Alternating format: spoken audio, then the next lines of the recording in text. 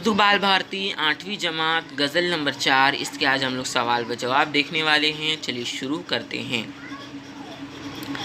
غزل کے حوالے سے ذیل کی سرگرمیاں مکمل کیجیے۔ جان پہچان کی مدد سے ادیب مال گانوی کے تعارف کے شب کی خاکیں مکمل کیجیے۔ دیکھیے ادیب مال گانوی کا اصل نام محمد بشیر، ان کی پیدائش 1909، انتقال 1987 میں ہوا۔ ان کا پیشہ جو تھا معلمی کا تھا، ذوق جو ہے وہ شعر و ادب کا تھا، انجمن جو تھا وہ قصر الادب تھا، عدالت ماہنامہ خورشید۔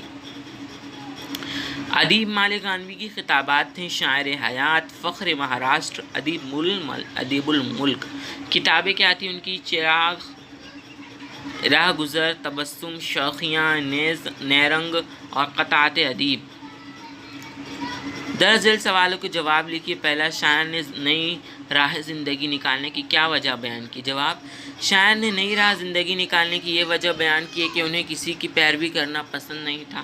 دوسرا، حسن صداقت سے دوستی کر کے شاعر نے کس کی دشمنی خرید لی ہے؟ جواب، حسن صداقت سے دوستی کر کے شاعر نے زمانے کی دشمنی خرید لی ہے۔ تیسرا، کمال جوش جنون کے حد سے گزر جانے کا انجام کیا ہوا؟ جواب، کمال جوش جنون کے حد سے گزر جانے سے شاعر نے اپنی چاق گریباں کی ہنسی خود اڑائی۔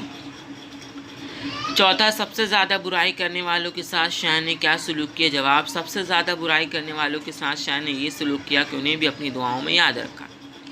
پانچواں ہے، مقطع کے شعر میں عزم خلیل علیہ السلام سے کیا مراد ہے؟ جواب، مقطع کے شعر میں شاعر نے جو عزم خلیل علیہ السلام کا ذکر کیا ہے، اس سے شاعر کی مراد حضرت ابراہیم علیہ السلام کا عزم و ارادہ ہے۔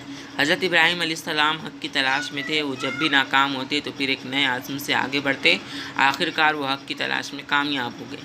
شاعر کے حسن و سلوک کو ظاہر کرنے والا شعر نقل کرنا۔ دیکھیے یہ اعلیٰ شعر، رہے جو سب سے زیادہ میری برائی میں، نہ کی دعاؤں میں میں نے ان کے لیے کمی میں نے۔ غزل سے تضاد کا شعر لکھیے۔ دیکھیے یہ والا، بڑھا کے حسن صداقت سے دوستی میں نے خرید لی ہے، زمانے سے دشمنی میں نے۔ غزل سے تلمیح کا شعر تلاش کر کے لکھنا ہے۔ پڑھا جو وقت تو عزم خلیل لے کے ادیب، مٹا کے رکھ دیے آداب آزری میں نے۔ قبول کی نہ زمانے کی پیروی میں نے، نکالی ایک نئی راہ زندگی میں نے۔ اس شعر کے متعلق اپنے خیالات لکھنا ہے۔ جواب دیکھیے، شاعر نے اس شعر میں کہا ہے کہ اس نے زمانے کی پیروی کرنے کی بجائے زندگی کی نئی راہ نکالی ہے۔ میرے خیال میں شاعر نے یہاں ایک پیغام دیا ہے کہ جو بلند حوصلہ ہوتے ہیں وہ دوسروں کی تقلید نہیں کرتے بلکہ اپنے لیے نئے راستے تلاش کرتے ہیں۔ ایسے لوگ ہواؤں کا رخ بھی بدل سکتے ہیں، ایسے ہی لوگ دنیا میں انقلاب لاتے ہیں۔